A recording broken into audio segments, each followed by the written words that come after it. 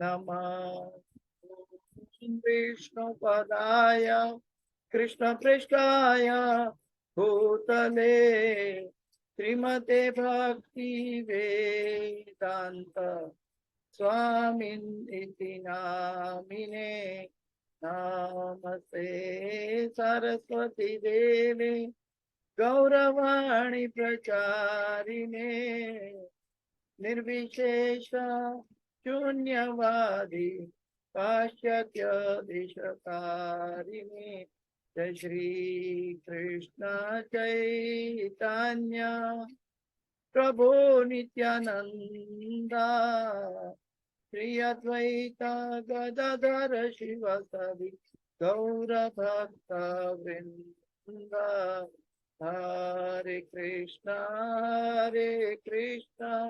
कृष्ण कृष्ण हरे हरे हरे राम राम राम हरे हरे हरे कृष्णा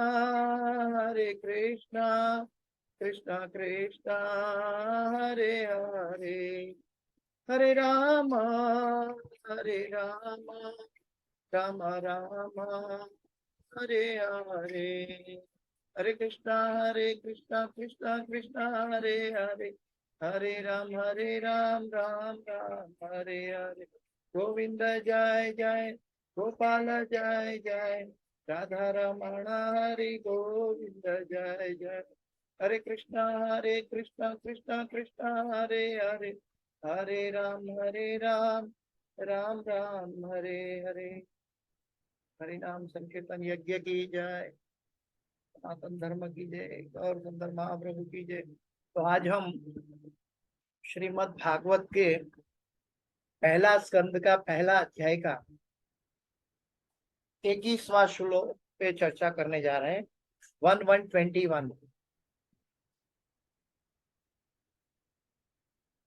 1121 श्रीमद् भागवत जो कि अमलम पुराण है और ये महापुरुषों की परमहंसों की संहिता है। तो पहला अध्याय का नाम है मुनियों की जिज्ञासा।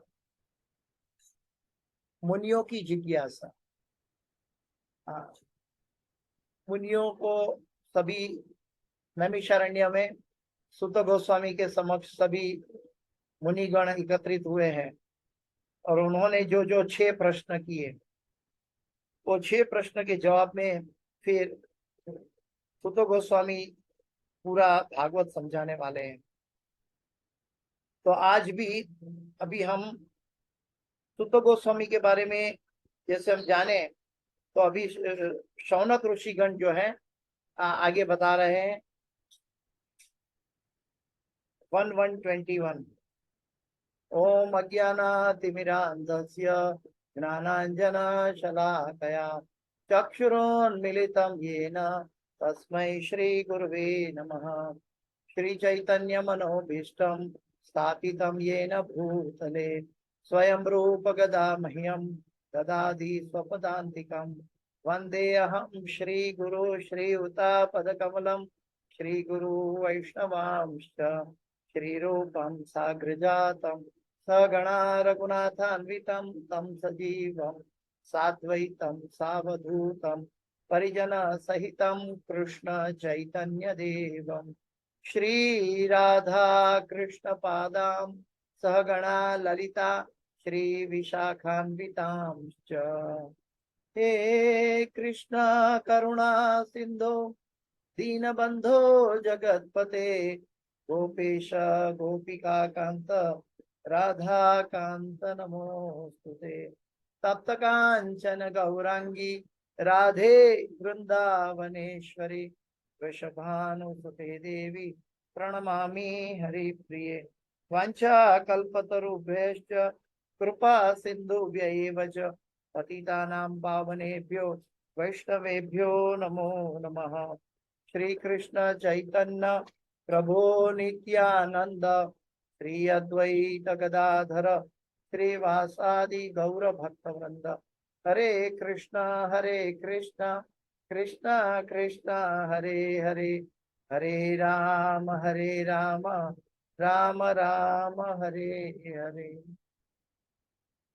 ओम नमो भगवते वासुदेवाय, ओम नमो भगवते वासुदेवाय, ओम नमो भगवते वासुदेवाय।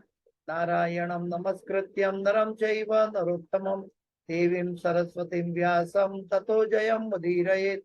नष्टप्रायेषु अभद्रेषु नित्यं भागवत सेवया भगवते उत्तम श्लोके भक्तिर्भवति नैष्टिकी। हरे कृष्ण। तो 1121 पे हम लोग चर्चा करने जा रहे हैं। कलिम आगतम आज्ञाय क्षेत्रेस्मिन् वैष्णवे वयम् आसीना दीर्घ सत्रेण कथायां सक्षणा हरे। कलिमागतमाज्ञाय क्षेत्रेस्मिन् वैष्णवे वयम् आसीना दीर्घ सत्रेण कथायां सक्षणा हरे। कलिमागतमाज्ञाय क्षेत्रेस्मिन् वैष्णवे वयम् आसीना दीर्घसत्रेण कथायां सक्षणा हरे। तो अनुवाद पे जाते हैं। अनुवाद और तात्पर्य भाई ऐसी भक्ति वेदांत स्वामी श्रील प्रभुपाद महाराज की जय। अनुवाद। यह भली भांति जानकर कि कलयुग का प्रारंभ हो चुका है, हम इस पवित्र स्थल में भगवान का दिव्य संदेश सुनने के लिए तथा इस प्रकार यज्ञ संपन्न करने के लिए दीर्घ सत्र में एकत्र हुए हैं। फिर से मैं अनुवाद पढ़ता हूँ। यह भली भांति जानकर कि कलयुग का प्रारंभ हो चुका है, हम इस पवित्र स्थल में भगवान का दिव्य संदेश सुनने के लिए तथा इस प्रकार यज्ञ संपन्न करने के लिए दीर्घ सत्र में एकत्र हुए हैं। तात्पर्य भाई इसी भक्ति वेदांत स्वामी श्रील प्रभुपाद महाराज की जय। तात्पर्य। सतयुग यानी स्वर्ण युग अथवा रजत युग एवं ताम्र युग अर्थात त्रेता या द्वापर युग की भांति यह कलयुग आत्म साक्षात्कार के लिए तनिक भी उपयुक्त नहीं है। सतयुग में 1,00,000 वर्ष की उम्र वाले लोग आत्म साक्षात्कार के लिए दीर्घकालीन ध्यान करने में समर्थ थे तथा त्रेता युग में जब जीवन की अवधि 10,000 वर्ष तक की थी तो महान यज्ञों के अनुष्ठान से आत्म साक्षात्कार को प्राप्त किया जाने लगा। और द्वापर में जब जीवन की अवधि 1,000 वर्ष हो गई तो भगवान की पूजा द्वारा हम आत्म साक्षात्कार प्राप्त किए जाने लगा। किंतु इस कलयुग में अधिकतम जीवन अवधि केवल 100 वर्ष की है और वह भी कठिनाइयों से पूर्ण है। अतः इसमें आत्म साक्षात्कार के लिए जिस विधि की संस्तुति की गई है वह है भगवान के पवित्र नाम, यश और उनकी लीलाओं का श्रवण और कीर्तन करना।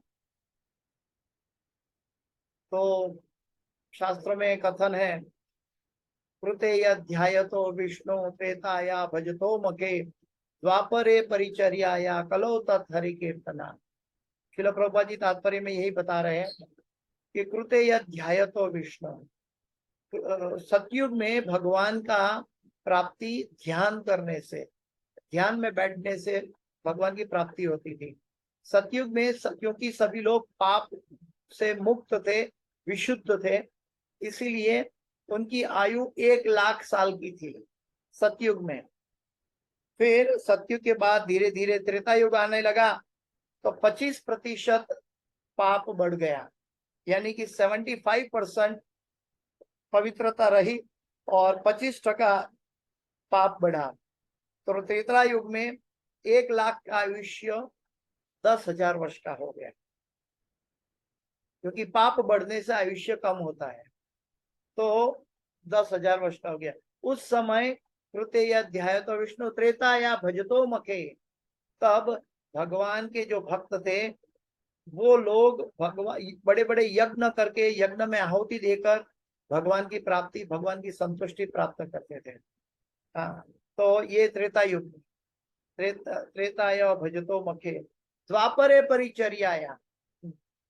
फिर उसके बाद और 25% पाप बढ़ा, तो 50% पाप हो गया और 50% भक्ति यानी कि आध्यात्मिक बातें रह गई, धार्मिक सिद्धांत रह गए। तो 50% में क्या हुआ कि फिर आयु कम हो गई। 1,00,000 साल का 10,000 हो गया था, 10,000 का 1,000 हो गया, आयु कम हो गई। 1,000 साल में भगवान के अर्च विग्रह की आरती पूजा करके, अर्च विग्रह की आरती पूजा करके भगवान की संतुष्टि या उपलब्धि प्राप्त होने लगी। कौन? कभी द्वापर युग में। कृते ध्यायतो विष्णु त्रेताया भजतो मखे द्वापरे परिचर्याया कलौ तत् हरि कीर्तना।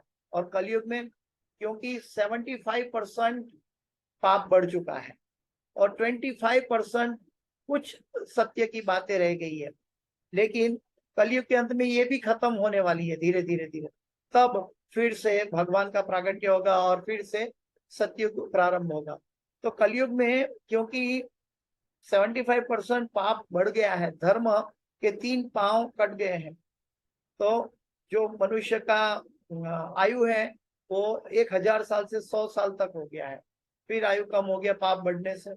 और ऐसे ही 100 साल की आयु में भी बहुत सी कठिनाई और बहुत सी तकलीफें हैं मनुष्य को। पदम पदम यद विपदाम न तेषा, सतत भगवान का नाम याद नहीं आ रहा है, बल्कि संसार और पदार्थ आसक्ति में, मोह में लोग पड़े हैं, अज्ञानता में पड़े हैं कि उनको क्या करना चाहिए क्या नहीं करना चाहिए, वो कहाँ से आए, क्या कर रहे हैं, क्यों बूढ़े हो रहे, क्यों उनके ऊपर आपत्ति आती है और क्यों मृत्यु आती है। ये सब गाथा 100 साल के अंदर में उनको निपटाना है। तो कलौ तत् हरे कीर्तनात्, क्योंकि कलयुग में मनुष्य ज्यादातर अपवित्र हो चुका है, इसीलिए भगवान की कोई भी आरती पूजा करने के लिए भी लायक नहीं रहा। जो ब्राह्मण वर्ग है वो शुद्धिकरण करके भगवान की आरती पूजा करते हैं मंदिर में, और घर में करते हैं जो भगवान के भक्त हैं, दीक्षा लिए हुए हैं।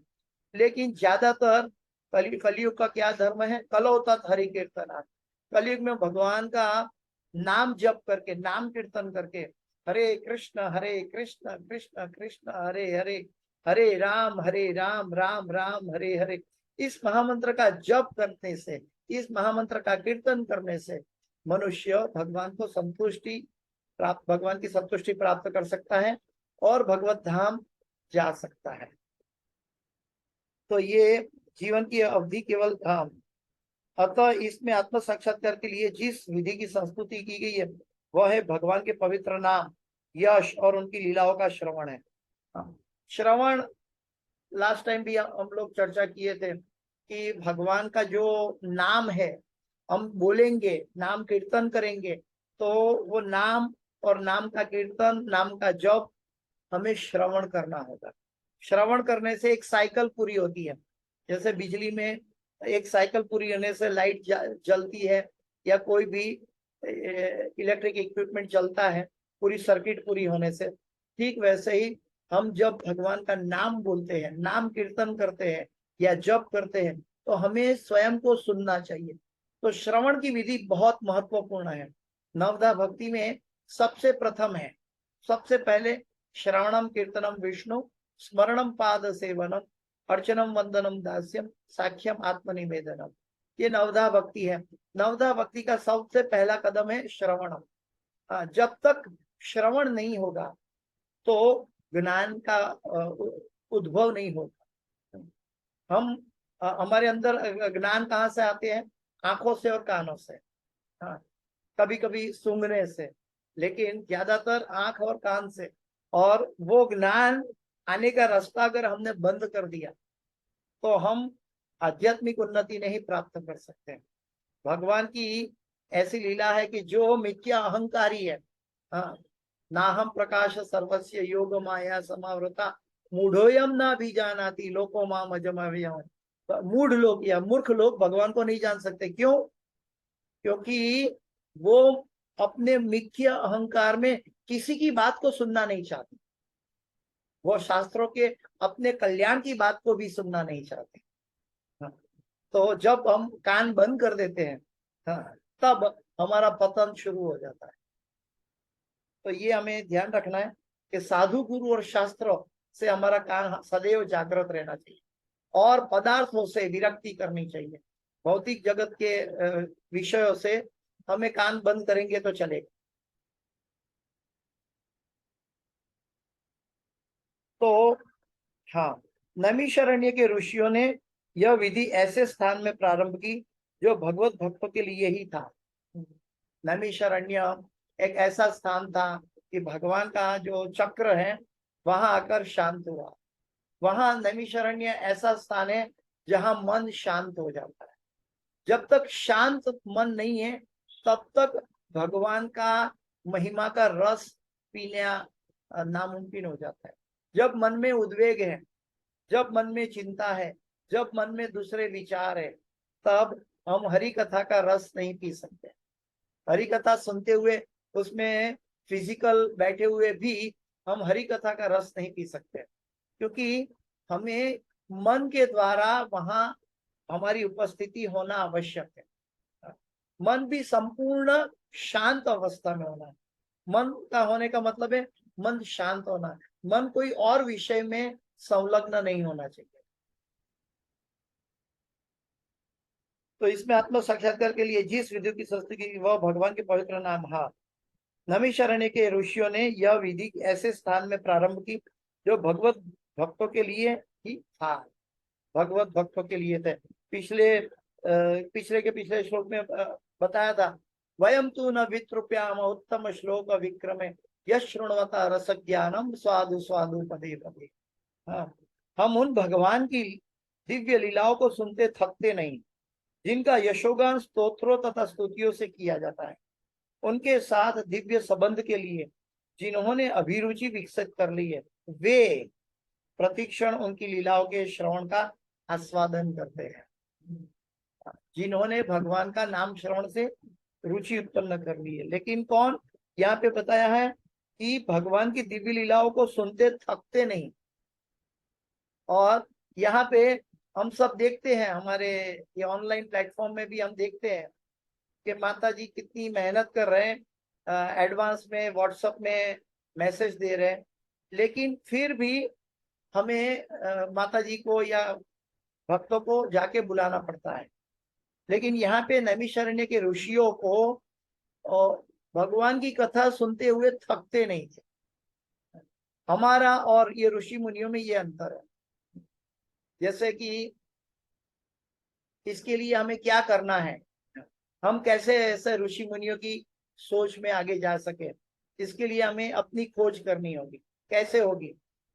जैसे कि एक राजा होता है, तो एक राजा होता है तो पूरे संसार के, पूरे नगर का लोगों का बाह्य उपस्थिति ठीक है नहीं है उसकी ध्यान रखता है। उनके लिए क्या क्या आवश्यकता होती है ये उसका ध्यान रखता है, इसलिए वो राजा कहा जाता है। लेकिन सन्यासी लोगों को महाराज कहते हैं। सन्यासी लोगों को महाराज कहते हैं। क्यों महाराज कहते हैं? क्योंकि जैसे राजा सभी लोगों का बाहर का ख्याल करता है, सन्यासी लोग जो है महाराज कहे जाते हैं। क्यों महाराज? ये ऋषि मुनियों महाराज कहे जाते हैं। क्यों? क्योंकि वो अपना अंतः चक्षु से अंतः मन को देखते हैं, वो बाह्य परिस्थिति को नहीं देखते, वो अंतःकरण को देखते हैं। अपने मन में क्या विचार का चल रहा है और वो क्या कर रहे हैं, उनको उनका जीवन का लक्ष्य क्या है और वो प्राप्त करने के लिए उन्होंने कितनी यात्रा की है, कितना वो पीछे है, उसके बारे में, सतत लक्ष्य के बारे में और अपने अनर्थों के बारे में कैसे निकाला जाए उसके बारे में वो सतत चिंतन करते रहते हैं, सोचते रहते हैं और उसके लिए जो जो आवश्यकता है उनका कारोबार करते हैं। तो ये इसलिए महाराज का कहते हैं। एक राजा है और एक महाराजा। महाराजा का अर्थ है कि वो आत्म साक्षात्कार यानी आत्म उन्नति के लिए, आत्मा की उन्नति के लिए कार्य करते हैं। और जो आत्मा की उन्नति के लिए कार्य करता है, ऐसे ऋषिगण भगवान की दिव्य लीलाओं को सुनते थकते नहीं। क्योंकि जो आत्म साक्षात्कार करते हैं उनका लक्ष्य ही कृष्ण है। जब कृष्ण की महिमा, कृष्ण का गान, कृष्ण का कारोबार और कृष्ण स्वयं उनका नाम से अभिन्न है, ऐसे श्री कृष्ण भक्तों का आधार है, भक्तों का संपूर्ण सामर्थ्य है, वो भक्तों उनके पर संपूर्ण आश्रित है। ऐसे भक्तों का संग जब मिल जाए तब भगवान के जो शुद्ध भक्त है, महाराज जैसे संत ऋषि मुनिगण है, वो थकते नहीं है। जिनका यशोगान स्तोत्रों से स्तुतियों से किया जाता है, जिनका यशोगान स्तोत्रों से तथा स्तुतियों से किया जाता है। स्तोत्र और स्तुति से यशोगान करना, यहाँ पे बात बताया है। हाँ, भौतिक जगत का मंद बुद्धि मनुष्य हमारे जैसे, कोई दो व्यक्ति ने आपको वाह वाह कह दिया तो हम पफड़प हो जाते हैं, हमारे अंदर अहंकार बढ़ जाता है, हम अपना परफॉर्मेंस का प्रदर्शन करते हैं। नहीं, वो हमें दुनिया के कोई मानवी से वाह वाह करने का जरूरत नहीं। हमें तो ये देखना है कि हमारी साधना भक्ति से, हमारी कृष्ण भक्ति से हम गुरु को और कृष्ण को कैसे प्रसन्न कर सकते। ये हमारा दायित्व होना चाहिए। हमारा दायित्व ये नहीं होना चाहिए कि मैं कुछ कर रहा हूं या मेरा मेरा यशोगान बढ़े। अगर ये करते हैं तो फिर मैं भगवान का यशोगान नहीं कर पाऊंगा, मैं अंधकूप में जा रहा हूँ। तो भगवान की भक्ति में ये बहुत ध्यान रखना चाहिए कि हमारा स्वयं का नाम बीच में नहीं आना चाहिए। हमें ध्यान रखना है कि ये गुरु और कृष्ण की कृपा से हम सब एकत्र हुए हैं और हरि कथा, श्रील प्रभुपाद जी की कृपा से हमें ये तात्पर्य के जरिए हम हरि कथा सुन रहे हैं, भागवत सुन रहे हैं। हमारे अंदर ये लायकात नहीं है, लेकिन ऐसे श्रील प्रभुपाद जी जैसे भागवत वक्ता, और वो हमें सीधा ले चल रहे हैं सुत गोस्वामी और शरणक ऋषिगण के पास, तो वहां की कथा सुनते हुए हमें भी स्वादु स्वादु पदे पदे, हमें भी ये आनंद आना चाहिए। अगर नहीं आता है इसका मतलब मेरा मन शांत नहीं है।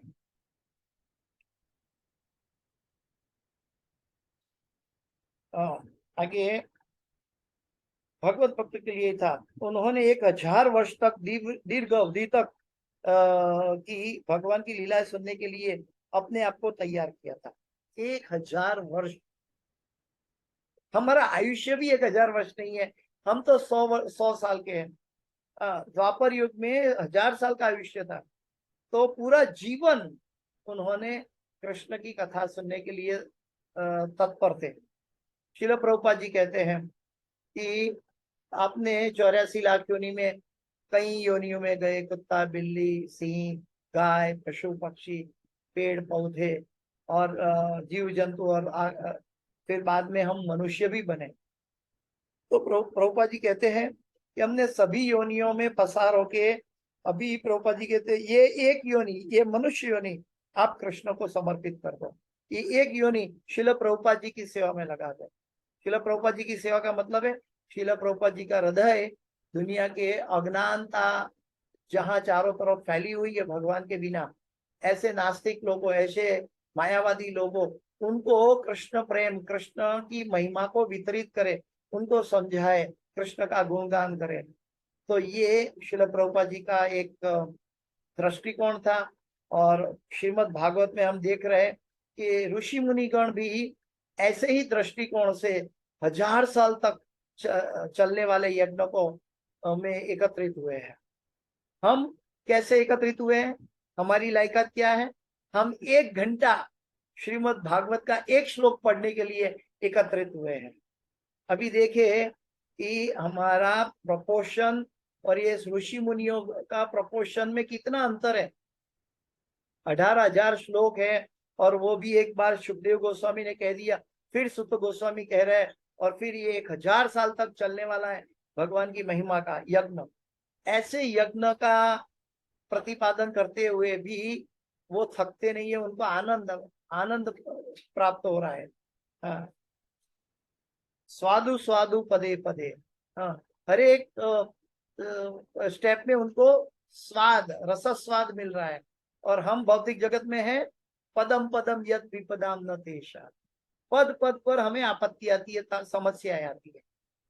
तो हमारा जो इम्प्लीमेंटेशन है भागवत के प्रति शरणागति है, वो कितना परसेंटेज होगी कि ये ऋषि मुनि गण जो भगवान की महिमा के लिए बैठे हैं। हम वो 1000 साल की आयु था द्वापर युग में, तो 1000 साल के लिए चलने वाला यज्ञ में बैठे हैं वो सब पूरा जीवन। हम 100 साल में भी ये कार्य नहीं करते हैं। देखिए एक सिंपल एग्जांपल ले लें।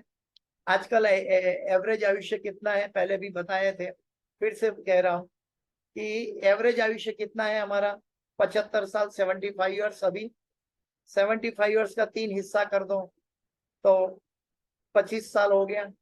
25 इंटू 3 75 साल होता है। अभी एक दिन कितना घंटा होता है, 24 घंटा। उसका भी 3 हिस्सा कर दो, उसका 8 घंटा हो गया। हम 8 घंटा सो जाते हैं, ठीक है, तो हम 25 साल सो गए। फिर 8 घंटा हम पेट के लिए कमाने के लिए जाते हैं, व्यवहार करते हैं, व्यवसाय करते हैं या नौकरी करते हैं। तो फिर हम 25 साल पेट भरने के लिए चले गए। 25 साल सोने में गए, 25 साल पेट भरने में गए, बाकी रह गए 25 साल। वो 25 साल के अंदर बचपन, हमारा बचपना था। 15 साल तक तो हम नादान थे, हमारे बचपन में नादानियत किया, कभी हम सही चीज आत्मोन्नति के लिए कोई कार्य नहीं कर पाए या नहीं किया। और बाद में 15 साल के हो गए, अभी तो मुझे शादी करनी है, अभी तो मेरा संसार बनाना है, अभी तो मुझे आनंद लेना है, अभी मुझे इंद्रिय सुख चाहिए, अभी मुझे कमाना है, अभी मुझे श्रेष्ठ नाम और धन कमाना है समाज में। तो एक्चुअल में भगवान की भक्ति के लिए कितना समय दिया? एवरेज 75 साल में 8 साल यानी 25 साल सो गया, 25 साल पेट भरने में गया, 15 साल सोने में गया, बचपना में गया, और 10 साल शादी और बच्चों के पीछे गया दावानल के अंदर। उसके बाद मेरे लिए, मेरा आत्मा के लिए मैंने क्या किया? हमें ये देखना चाहिए कि मेरा शत्रु मेरे अंदर बैठा है। कभी कभी शास्त्र में भी भगवान कहते हैं कि ये हमारा मन हमारा मित्र और शत्रु दोनों है। लेकिन हम जब भी इच्छाएं इस जगत में उत्पन्न करते हैं, तो इच्छा कहाँ उत्पन्न होती है? मन के अंदर। और मन के अंदर इच्छा होती है तो मन कहता है मुझे आइसक्रीम खाना है, मन कहता है मुझे सिनेमा देखना है, मन मुझे कहता है मुझे बाहर जाना है, मन कहता है मुझे घूमना है, मन कहता है मुझे आनंद लेना है। तो हम सब मन के गुलाम हो चुके हैं। लेकिन हम तो आत्मा है, तो हमें ये देखना है कि मेरा मन क्या कर रहा है। मन सही जगह विचरण कर रहा है कि नहीं? मन तो एक सूक्ष्म शरीर है और आत्मा उसके सामने एक लायन की तरह है। लेकिन ये आत्मा सर्कस का लायन बन गया है, कंडीशन। और आग में भी वो हंटर उसको कुदा देता है और फिर उसको खाना देता है। वो कंडीशन हो गया सर्कस का लायन।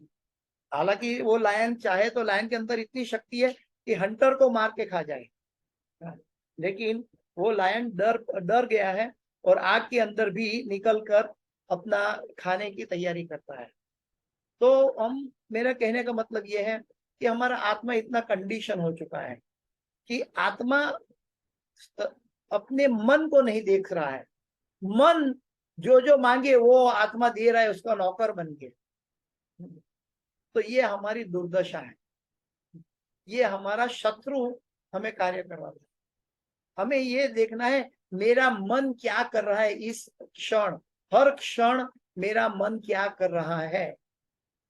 ये चीज जो जानता है वो मन के साथ युद्ध कर सकता है, वो भगवान की इच्छा को के अनुसार मन को ढाल सकता है। हम अपनी इच्छा के अनुसार चलते हैं, लेकिन वो व्यक्ति जो आत्म साक्षात्कार है, जो आत्मा आत्मा के द्वारा मन को देख रहा है, वो भगवान की इच्छा पूरी कर सकता है। जो मन की इच्छा पूरी करता है वो कभी कभी भगवान की अनुमति से होती है इच्छा पूरी, लेकिन इसका मतलब ये नहीं कि हमारी हर एक इच्छा योग्य है। हमारा इच्छा योग्य होता तो हमें कर्म बंधन नहीं होता। हाँ, सत्वगुण, रजोगुण, तमोगुण का जो प्राधान्य है, जो हमारे ऊपर डाला गया है, उसके द्वारा हम कंट्रोल नहीं होते। हम कंट्रोल है, इसका मतलब है कि हमारी इच्छाएं योग्य नहीं होती है, कई बार, ज्यादातर योग्य नहीं होती है। वो अपनी इंद्रिय तृप्ति के पीछे भागता है। तो नैमिषारण्य के ऋषि मुनि ऐसे नहीं थे। नैमिषारण्य के ऋषि मुनि आत्मा की संतुष्टि के लिए कार्य कर रहे थे, इसलिए उनको स्वादु स्वादु पदे पदे, और हम ये पढ़ रहे हैं लेकिन हमें कोई स्वाद नहीं आ रहा है। ये हमारी दुर्दशा है। नैमिषारण्य के ऋषियों ने यह विधि ऐसे स्थान में प्रारंभ की थी जो भगवत भक्तों के लिए था। उनकी 1000 वर्ष की दीर्घ अवधि तक की भगवान की लीलाएं सुनने के लिए अपने आप को तैयार किया था। इन ऋषियों के उदाहरण से हमें यह सीखना चाहिए कि भागवत का नियमित श्रवण तथा कीर्तन ही आत्म साक्षात्कार का एकमात्र साधन है। एक्चुअली श्रीमद् भागवत का उदय, श्रीमद् भागवत का प्रागट्य तब हुआ जब भगवान श्री कृष्ण इस धराधाम से अपने गोलोक में प्रस्थान किए। तो उस समय धर्म ने किसका आश्रय लिया? उस समय धर्म ने श्रीमद् भागवत का आश्रय लिया। तो अगर हमें धर्मो रक्षति रक्षत, जो धर्म की रक्षा करता है उसकी रक्षा धर्म करता है। इसीलिए अगर हमें अपने आप की रक्षा चाहते हो तो हमें श्रीमद् भागवत का सेवन करना चाहिए। श्रीमद् भागवत को सतत डेली नित्यम भागवत सेवया, हाँ, ये हमें ध्यान रखना चाहिए। नारायणं नमस्कृत्यं नरं चैव नरोत्तमं देवीं सरस्वतीं व्यासं ततो जयं मुदीरे नष्ट प्रायेषु अभद्रेषु नित्यं भागवत सेवया भगवते उत्तम श्लोके भक्तिर्भवति नैष्ठिकी। भागवत का नियमित श्रवण तथा कीर्तन ही आत्म साक्षात्कार का एकमात्र मार्ग है। अन्य सारे प्रयास समय का अपव्यय मात्र है। अन्य सारे प्रयास समय का अपव्यय मात्र है। देखिए, अभी हमने देखा कि द्वापर युग में मनुष्य का आयुष्य 1000 साल था, और ये ऋषि मुनि 1000 साल तक चलने वाले यज्ञ संपन्न करने के लिए एकत्रित हुए थे। अभी देखिए, उन्होंने समय को बिगाड़ा नहीं है। वो समय की इंपॉर्टेंस समझते थे। आजकल भौतिकतावादी कर्मी लोग कहते हैं टाइम इज मनी, लेकिन उनकी बुद्धि वहां तक ही है टाइम इज मनी कहने के लिए, लेकिन हकीकत में time is much much much beyond than money. Time is unlimitedly unlimitedly beyond than money. क्योंकि आपके पास 1 लाख रुपया जेब में से गिर जाता है तो आप 1 लाख रुपया फिर से कमा सकते हो, लेकिन जो समय अभी चला गया, हाँ, पूरी दुनिया की संपत्ति इकट्ठा करो, वो समय वापस नहीं आएगा। तो हमारे पास सबसे कीमती चीज क्या है? समय है। और सबसे कीमती लक्ष्य क्या है? भगवान है। तो हमें भगवान को प्राप्त करने के लिए समय का उपयोग करना चाहिए। कीमती चीज खरीदने के लिए कीमती करेंसी चाहिए। तो इस कलिकाल में मनुष्य के पास जो करेंसी है वो समय की है, और वो कीमती समय है। वो समय नित्यम भागवत सेवया, हाँ, सतत भगवान का भागवत का श्रवण करना चाहिए। हाँ, लेकिन इसका मतलब ये नहीं कि हम संसार में छोड़ के भागना है, नहीं। हम संसार, प्रभुपाद जी और श्री चैतन्य महाप्रभु हमें युक्त वैराग्य सिखाते हैं। हम संसार में रहकर भी हम भगवान की पूर्णतया भक्ति कर सकते हैं। बल्कि गृहस्थ एक उत्तम आश्रम है, क्योंकि एक सन्यासी का जन्म भी एक गृहस्थ के घर में होता है। इसलिए ऐसा नहीं कि हम गृहस्थ है, संसारी है तो नहीं हो सकता है। संसारी में रहकर ही भगवान की भक्ति सतत जागृत अवस्था में कर सकते हैं। क्यों? क्योंकि कभी ना कभी समस्या, सुख दुख आता रहता है। हाँ, तो ये हमें जागृत करने के लिए कि समस्या के समय हम भगवान को भूले हुए हैं। जब हमारे अंदर समस्या आती है तो हमें जागृत होना चाहिए, हम भगवान को भूले हुए हैं। और भगवान को याद करके भी समस्या आ जाए तो ये भगवान की इच्छा मानकर शांत रहना चाहिए। उस समय हम अशांत हो जाते हैं क्योंकि हम स्वार्थ, अहम ममेति, स्वार्थ, मेरी इच्छा के अनुसार नहीं हुआ, इसलिए अशांत हो जाते हैं। तो भगवान के भक्त है, भुक्ति मुक्ति सकली, वो जो चैतन्य चरितामृत में बताया ना, सकल अशांत, कृष्ण भक्त निष्काम अतएव शांत। कृष्ण भक्त जो है वो निष्काम है, इसलिए वो सदैव शांत रहते हैं। अन्य सारे प्रयास समय का अपव्यय मात्र है, क्योंकि उनसे कोई लाभप्रद परिणाम नहीं निकलता। भगवान श्री चैतन्य महाप्रभु ने भागवत धर्म की इस पद्धति का उपदेश किया और यह भी बतलाया कि भारत भूमि में जन्म लेने वालों का यह दायित्व है कि वे श्री कृष्ण के संदेशों का प्रमुख रूप से भगवत गीता के संदेश का प्रचार प्रसार करें। यही रूपे ब्रह्मांडे सॉरी, भारत भूमि ते जन्म होइल जा, जन्म सार्थक करी करो परोपकार। श्री चैतन्य महाप्रभु ने बताया कि सबसे पहले हमें अपना उद्धार करना है, हमें अपनी साधना तीव्र करनी है और फिर उसको बांटकर सभी जो जीव अंधकार में अज्ञान में पड़े हुए हैं उनको भी कृष्ण की महिमा का गुणगान करके उनको भी जगाना है। जैसे शिल प्रभुपाद जी की कृपा से हम सब अभी भागवत के तात्पर्यों से प्रभुपाद जी के जरिए हम सब अपने आप को जागृत कर रहे हैं। तो ये ईच वन टीच वन, ऐसा नहीं कि प्रभु जी क्लास लेते ऑनलाइन और हम क्लास अटेंड करते हैं, नहीं। ये 1 घंटे क्लास में आपको जो अच्छा लगे, जो चीज याद रहे, आप अपने परिवार में अपने मित्रों के समक्ष उसको बांटना सीखेंगे। जितना बांटोगे उतना पाओगे। ये ज्ञान, ये भगवान की भक्ति ऐसी है, बंद तालाब की तरह नहीं, बहता हुआ पानी होना चाहिए एवं परंपरा प्राप्त होना चाहिए। ये ईच वन टीच वन, जारे देखो तारे कहो कृष्ण उपदेश, प्रति घरे घरे जइयो मांगो भिक्षा करो कृष्ण शिक्षा। तो ये श्री चैतन्य महाप्रभु का आदेश है और हमें इसका पालन करना चाहिए। इससे क्या होगा, रिजल्ट हमारे सामने है कि हम कृष्ण, जितना प्रमाण में कृष्ण दूसरों को देंगे उतना प्रमाण में कृष्ण हमको मिलेगा। ये तो कर्म का सिद्धांत भी तो है। हम कृष्ण को दे पाए, हम कृष्ण की महिमा को दे पाए, हम कृष्ण के प्रेम को दे पाए तो हमें कृष्ण प्रेम मिलेगा। हम गुरु के वचनों को दूसरों को बांटे तो हमें गुरु को वचनों को पालन करने की क्षमता आ जाएगी।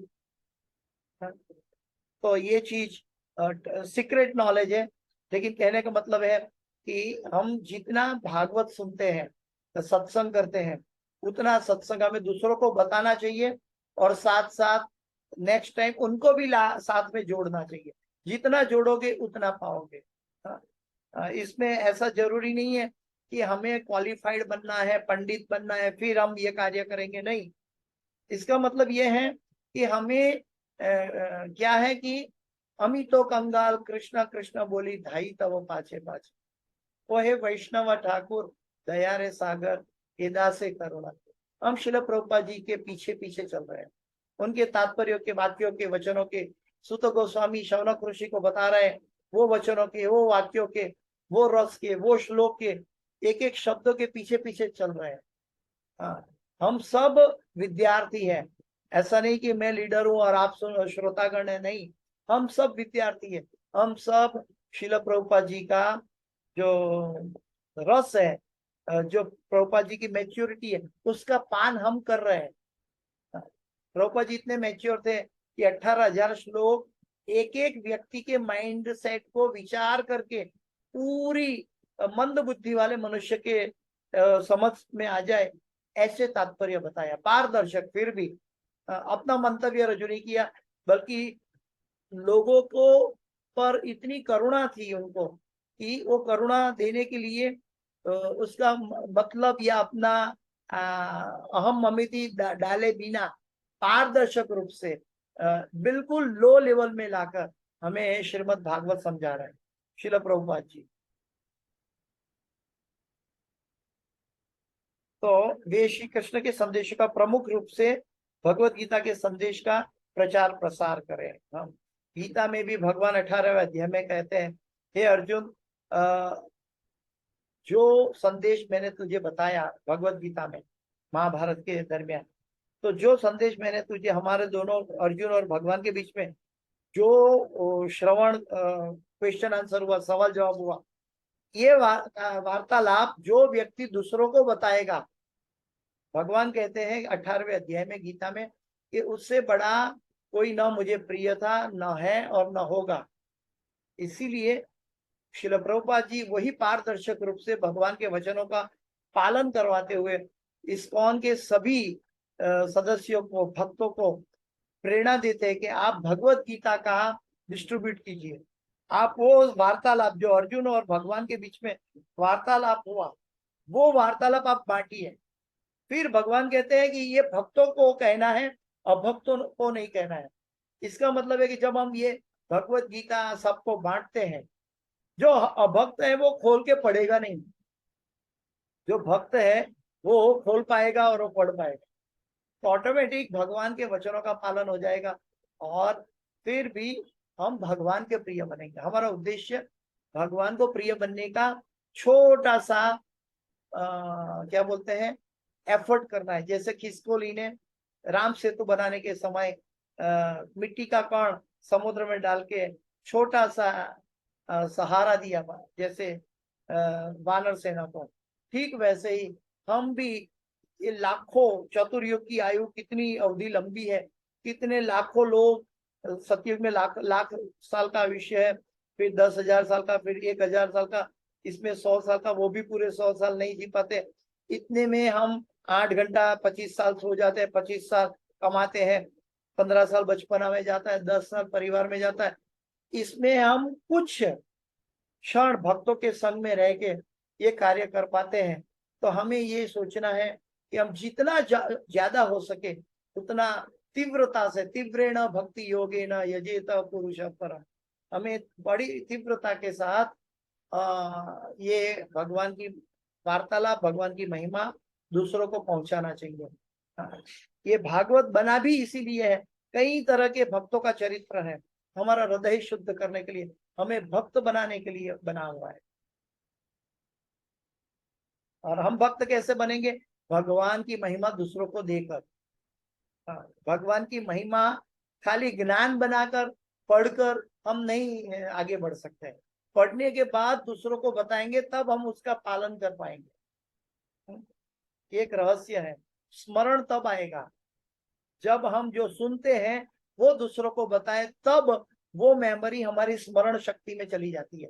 और अंते नारायण स्मृति, अंते हमारा स्मरण ही काम आता है। तो जो स्मरण का बैंक बैलेंस जो भरेगा कृष्ण रस से, कृष्ण रसायन से, कृष्ण प्रसाद से, हरि कथा से, श्रीमद् भागवत कथा से, उनको अंते नारायण स्मृति, अंते भगवान का स्मरण रहना शाश्वत निश्चित हो जाएगा। जब कोई भगवत गीता की शिक्षा को ठीक से समझ जाए तो उसे चाहिए कि आत्म साक्षात्कार के लिए अधिक प्रकाश प्राप्त करने हेतु तो श्रीमद् भागवत का अध्ययन करें। श्रीमद् भागवत जो है अमलम पुराण है, इसके अंदर कोई भी दाग नहीं है, स्पॉटलेस है। चंद्र देवता के अंदर भी कुछ दाग दिखते हैं, शीतलता प्रदान करते हैं, कितने सुंदर लगते हैं रात को पूर्णिमा का चांद, लेकिन फिर भी उसमें कुछ हम सबको दाग दिखाई देता है। लेकिन ये श्रीमद् भागवत जो है वो चंद्रवंशी श्री भगवान श्री कृष्ण का प्राकट्य है। ये श्रीमद् भागवत स्वयं श्री कृष्ण है, ये चंद्रवंशी है। लेकिन ये चंद्रमा ऐसा है कि इसके अंदर कोई भी दाग नहीं है, स्पॉटलेस है। आराध्य भगवान ब्रजेश तनया तद्धाम वृंदावनम रम्या कचित उपासना ब्रजवधु वर्गेन। हमें चैतन्य महाप्रभु भी कहते हैं कि श्रीमद् भागवत अमलम पुराण है, प्रेम कुमार तो महान। ये कृष्ण को प्रेम जागृत करने के लिए पूर्ण है।